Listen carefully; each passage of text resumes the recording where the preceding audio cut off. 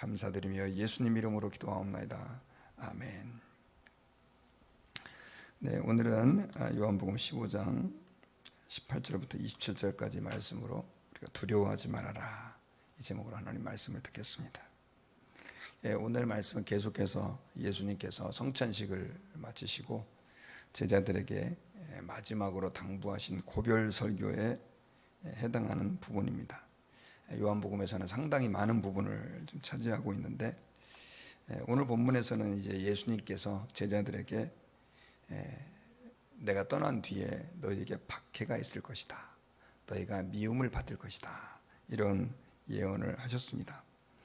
실제로 제자들은 예수님의 이 예언대로 예수님께서 부활하시고 승천하신 뒤에 많은 박해를 받습니다.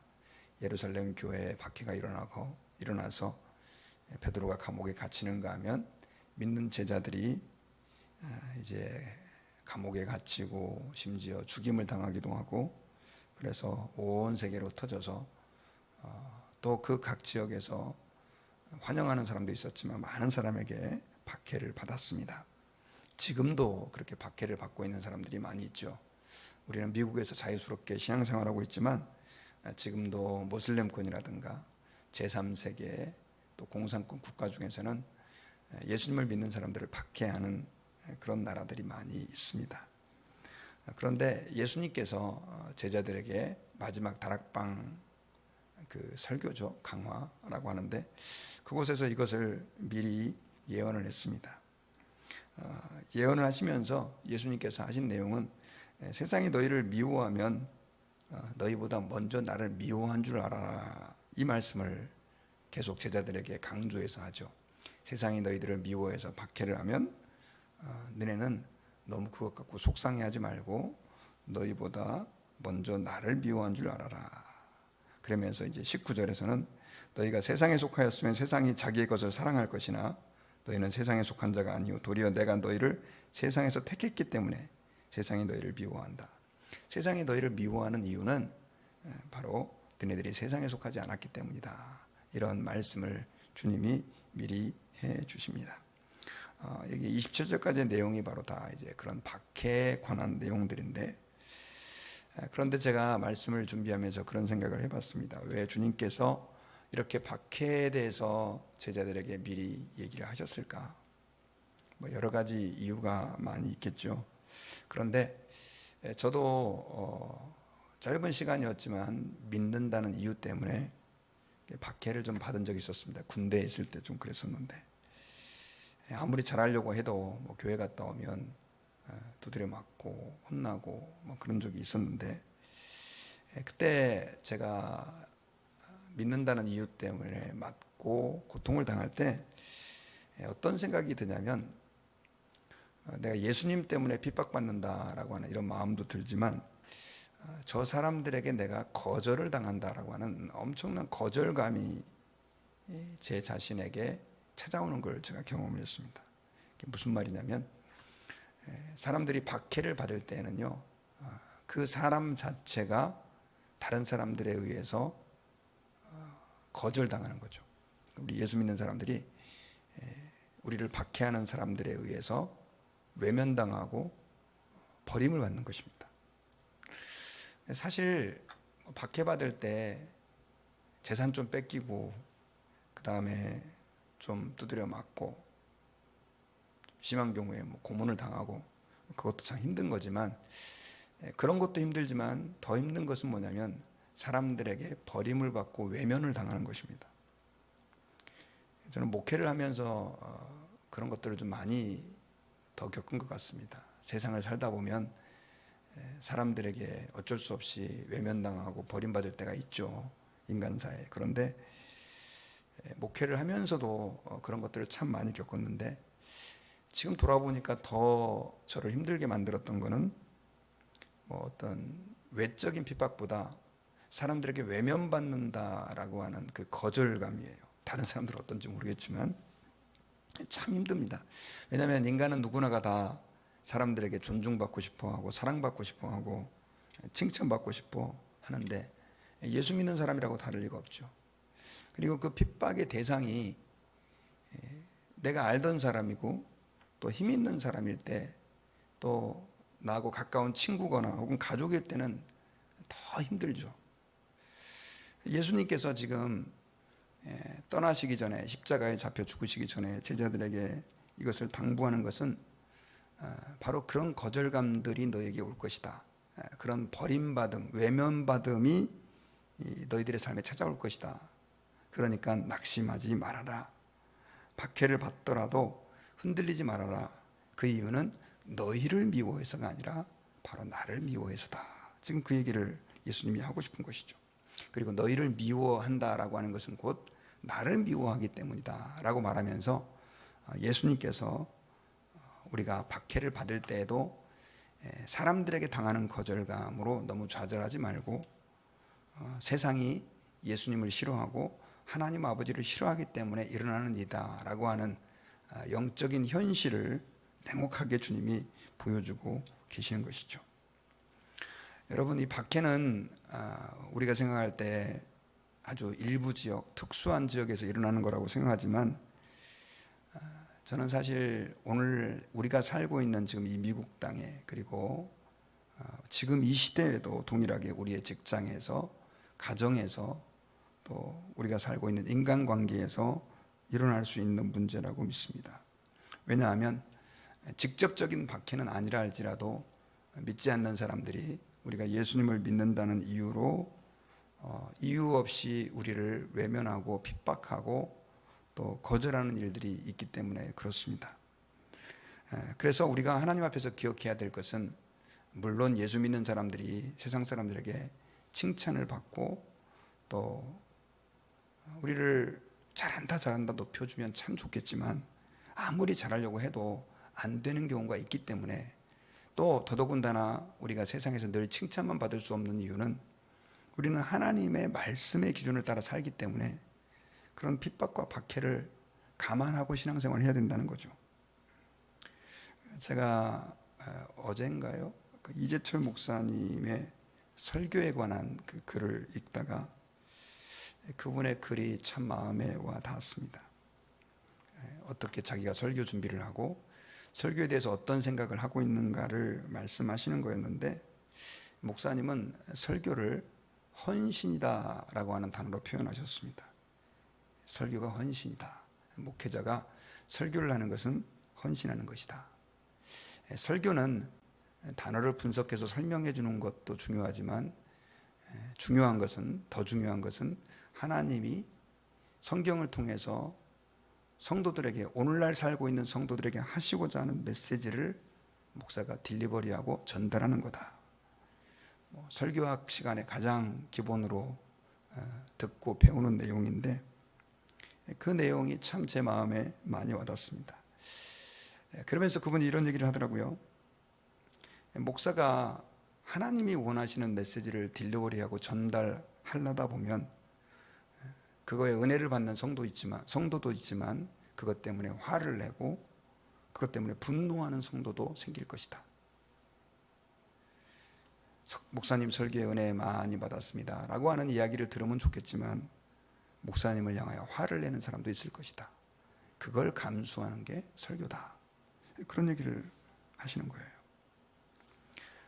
여러분도 어딘가에서 한번 강연이라든가 혹은 다른 사람에게 이야기할 기회가 있으셨을지 모르겠지만,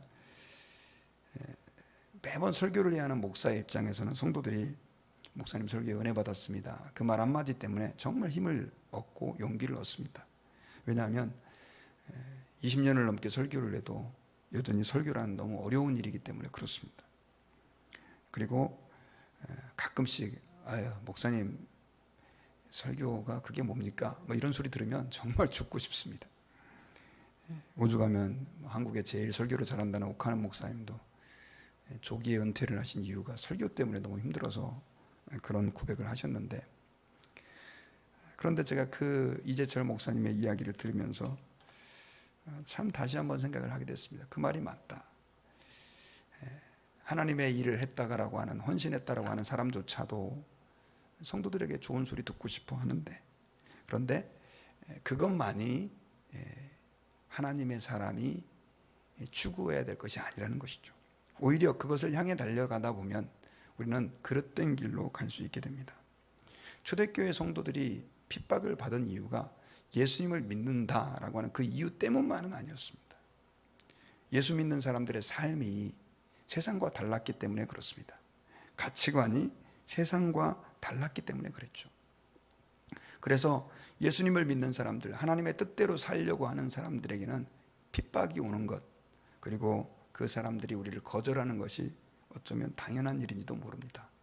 그런데 오늘날 너무나 많은 사람들이 그 핍박과 거절감을 두려워해서 세상과 타협하고 그냥 세상적으로 사는 사람들, 혹은 자신의 믿음을 숨기고 그렇게 살아가는 사람들이 많이 있습니다. 우리는 오늘 이 새벽에 우리 자신을 한번 좀 돌아보면서 나는 정말 핍박을 감수하고라도 주님의 뜻대로 살려고 발버둥 치고 있는가 한번 좀 돌아봐야 합니다. 말씀을 준비하는데 다니엘이 생각이 났습니다.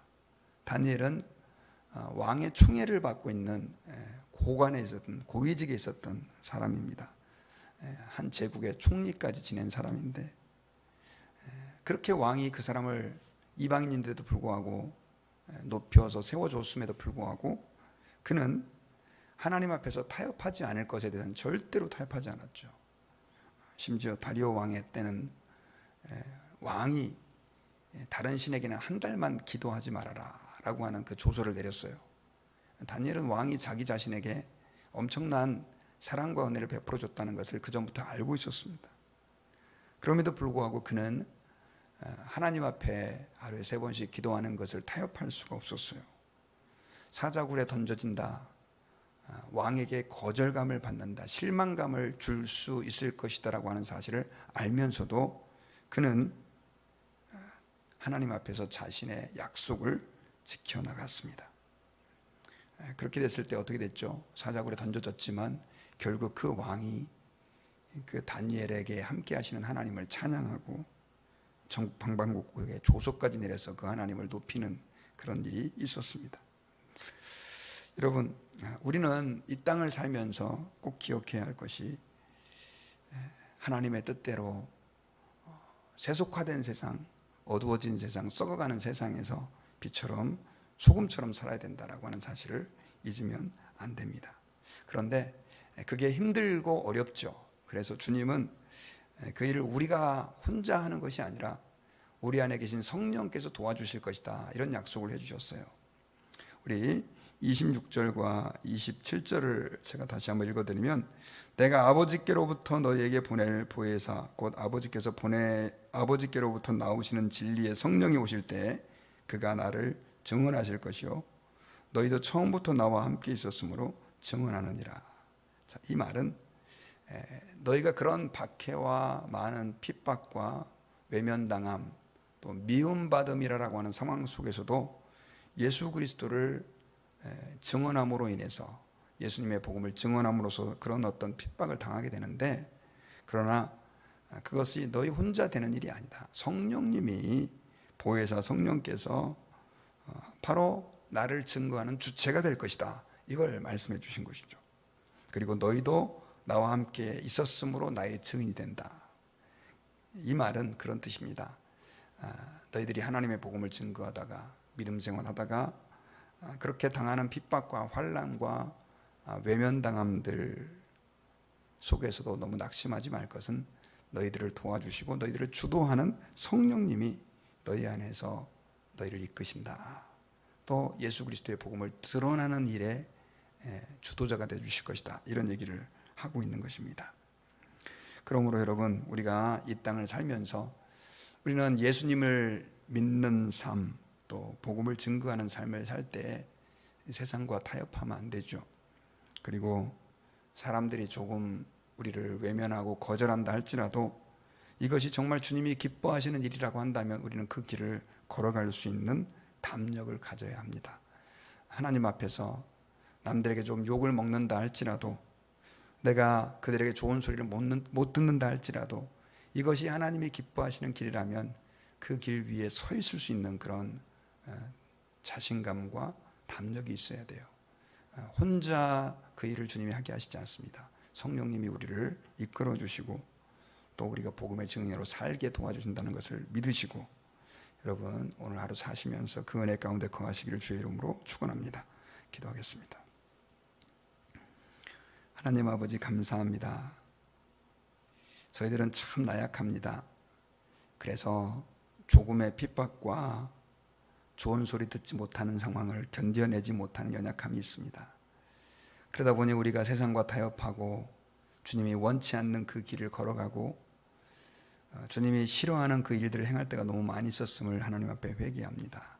주님 저희들에게 믿음의 절개를 허락해 주시고 우리 안에 계신 성령님께서 우리의 연약함을 통해서라도 우리의 연약함을 도우시는 그 성령님께서 우리를 통해서 예수 그리스도의 복음을 증거하시고 주의 영광을 드러내시는 아름다운 일들이 일어나기를 소망합니다. 아버지 이 시간 성령으로 저희를 충만하게 하셔서 하나님의 길을 기뻐하게 하시고 좁은 길 십자가의 길을 가는 것을 두려워하지 말게 하여 주옵소서. 예수님의 이름으로 기도하옵나이다. 아멘.